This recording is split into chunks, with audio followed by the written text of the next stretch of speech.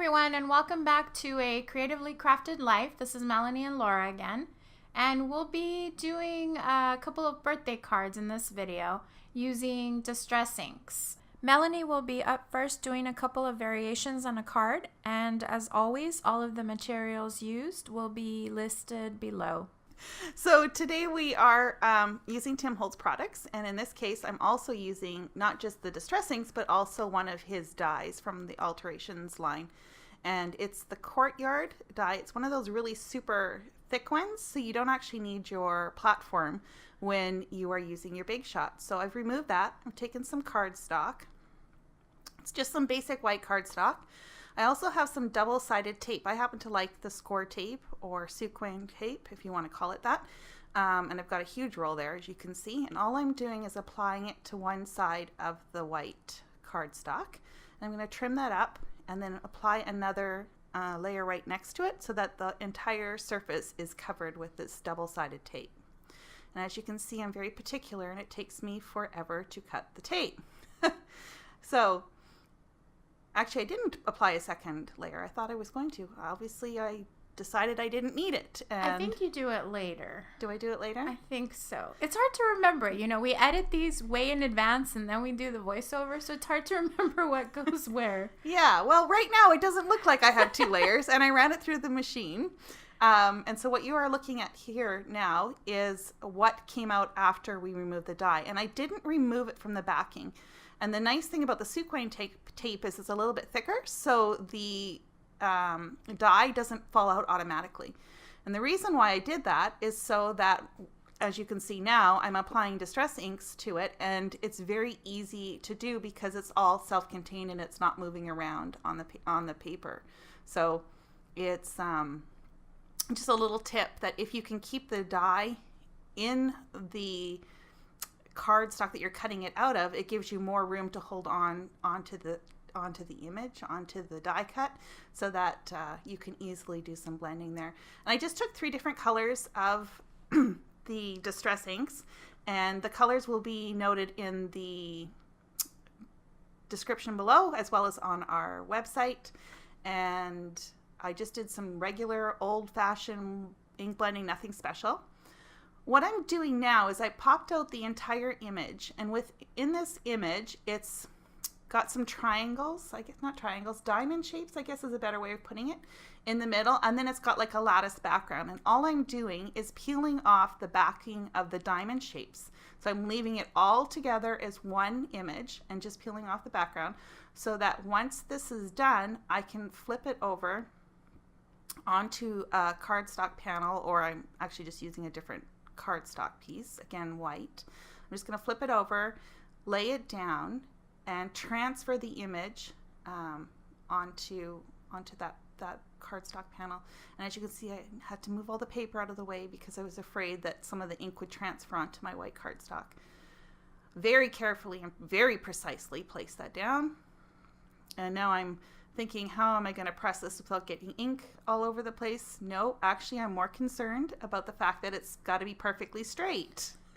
So yes, if you don't really know me yet, but I do have an accounting background, so there is a little bit of a personality behind that habit, I guess. So I did use my fingers to press it down, and was very worried about transferring ink, and so had to look at my finger there.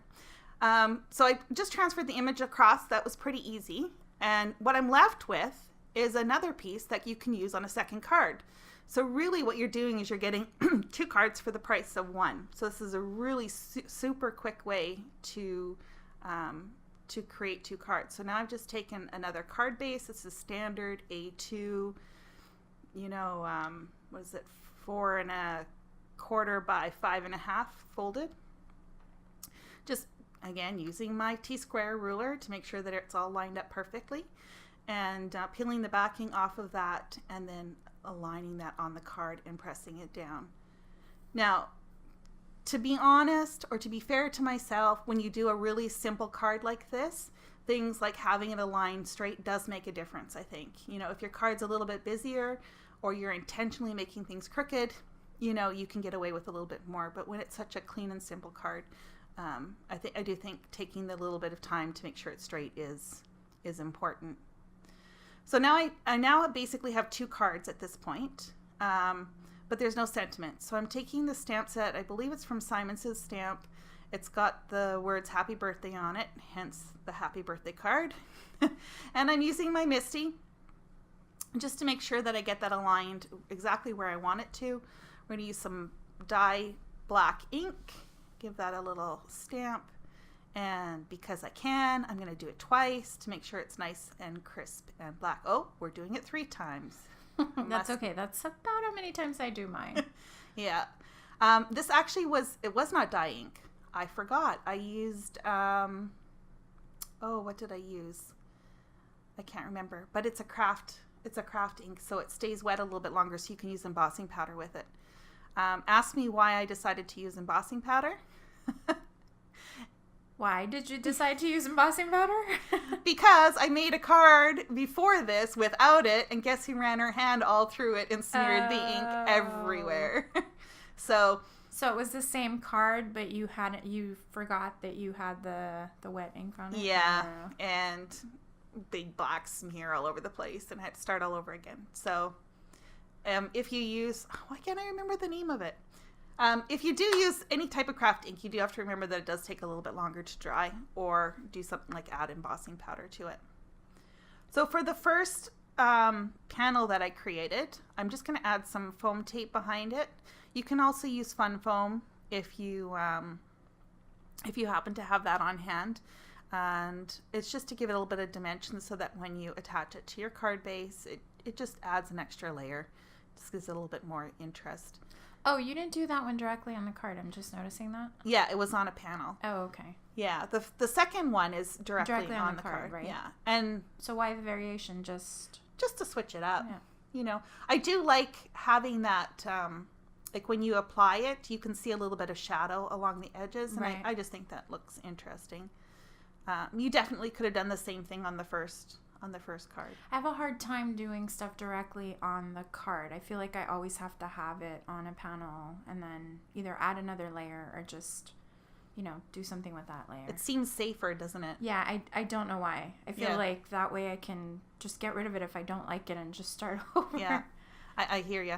I'm taking some rhinestones. These were from Stampin' Up, self-adhesive rhinestones, and I'm just adding that to the centers of the lattice type card image. You don't need to do this. So for instance, if you wanted this to be a more masculine card, you could definitely leave out the shiny bits. But I just thought it would be fun. Fill that in. You could also use sequins. If you have something like Nouveau crystal drops, those would be another one that would be great to put in there. I would be scared to do that directly onto the card because, there's like 30 of them that need to be put on. Yeah. Anyways, those are the 2 cards. 2 for 1. Very simple, very easy. I think they maybe took me 15 minutes to do total. Now over to you, Laura. Thanks. So what I did was I actually used a combination of distress stains and Oxide inks. I recently got the distress Oxide inks and I wanted to try them. I hadn't tried them. So I had done a variation of this card before for Mother's Day where I took the stains and I used a technique that I had seen Tim Holtz use with the stains that I really liked. So as you can see, when I first started this, I had already started that, and that's really more for recording purposes because the table moves so very much when I'm doing the stains, so I'm just showing you kind of the technique that I use. There's not a lot to it for me. I don't get really fancy with it. I just take a couple of colors and I swipe them until I like the way that it looks. What's funny is I used blues and greens for the most part. And you'll notice that Melanie, when she did her cards, also used blues and greens. We did not plan that. I tend to really stick to a lot of blue and green type of colors. That's just my style, and those are the colors I really gravitate towards. I'm not a really bright yellow and pink kind of person. So I tend to gravitate to these types of colors a lot. even without meaning to. I try and use other colors, but that's what I tend to do a lot. So right here what I'm doing is I'm taking the Distress Oxide inks and I'm just doing some color blending. That's pretty much it. I'll go in with the bluer color, and then I'll go in with this, I forget what the other color is, but as Melanie mentioned, we'll list everything below the video and we'll also put it on our website. But then I go in with the Ice Spruce. I really like the gray tone that this gives it a little bit. In general, I really like the kind of matte finish that the Oxide inks give everything. So I just went in a few times with the various colors and blended it out until I felt like it had the shade that I wanted to have on it. So you'll see I don't do very much to it other than this. I tend to keep my cards on the simple side. I'm still learning how to do a lot of this, and sometimes I find that if I try and do too much, it gets a little bit overwhelming. So right here what I'm doing is I'm actually using a couple of stamps from a Simon Says stamp set that came in my my monthly kit. So I'm using the Happy Birthday stamp, and then I'm also going to use a heart from the same stamp. And then I'm using that stamp that are music notes. And I can't remember who that is, but it will be listed below. But I'm going to do some white inking on there, and I wanted to do something that was a little bit busy, but just on the corner. Again, I like to keep my stuff simple, so oftentimes I'll do something like this, you know, just in one portion of the card. I don't tend to put it on the entire card. So I using some Simon Says stamp white ink, and I'll just ink a little bit of the corner of the stamp. And then I'm also using my Misty. I'm so close up you can't really tell, but you can see the pink border around the top. But yeah, so I'll go in there and stamp that a few times. I'm the same way. I think I do the same thing as Melanie. I just stamp it to death until I feel like the color's really in there. And white can be tricky. Yeah. White I find often takes a few times if you want like a really opaque color. Right. Well, opaque lack of color, I guess. But, right. Right.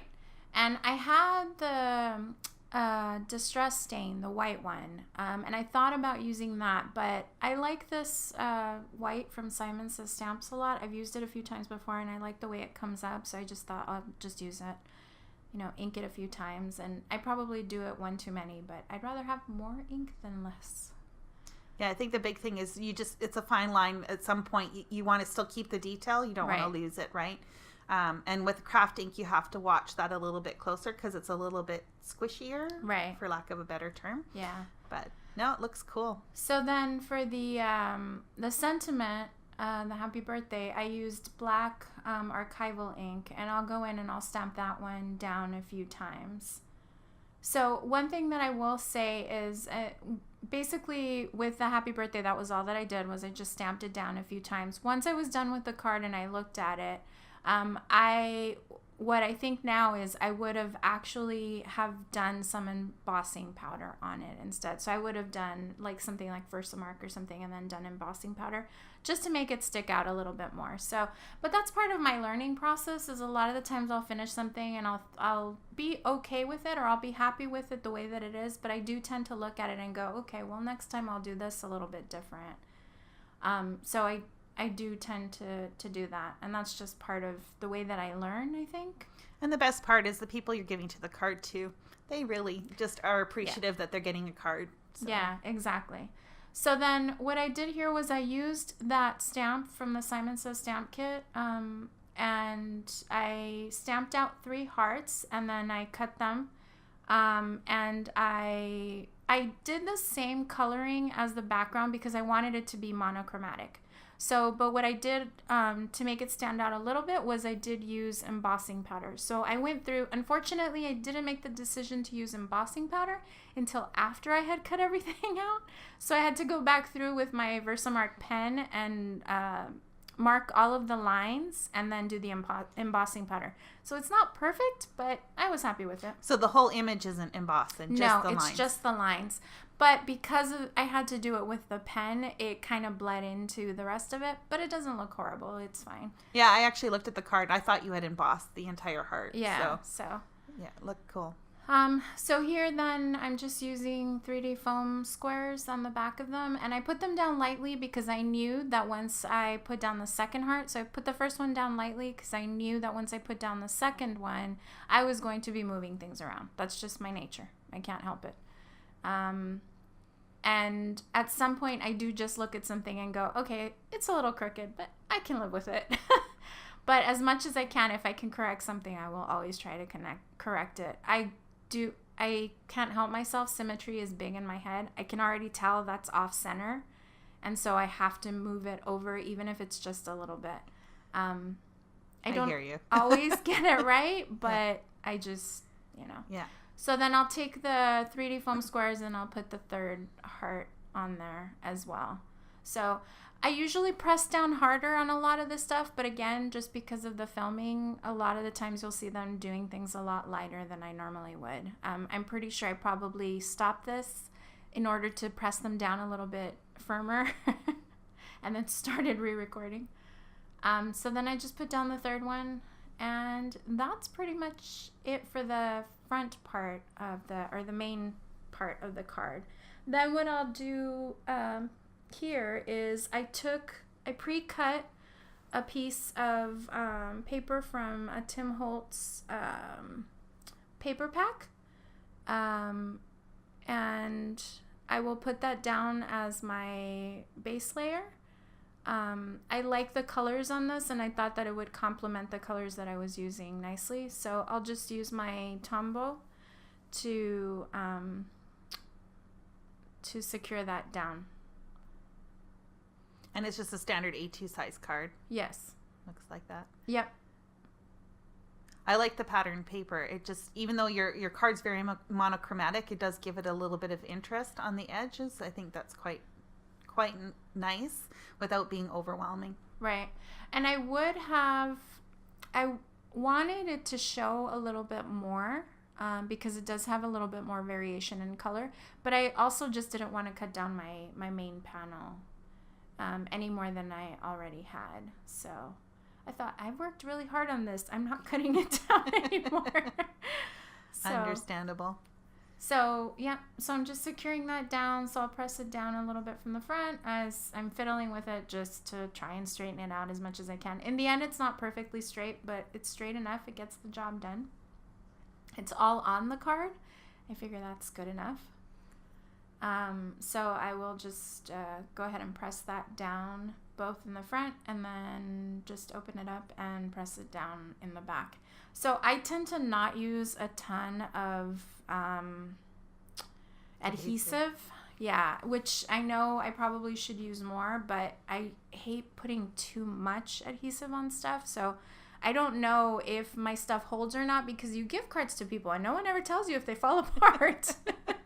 So far it's been okay. I have found with the Tombow that you do have to give it a good press. Yeah. Yeah, it's one of those glues that needs that pressure to really adhere. And so I've heard a lot of people complain about it, that it doesn't adhere, and that's usually because they expect to just kind of lightly press it down and have it stick. Yeah. So it is good to go back over it. And that's really true for any dry glue, is just make sure you give it some good pressure so that you get that bond between the two pieces of paper. Yeah.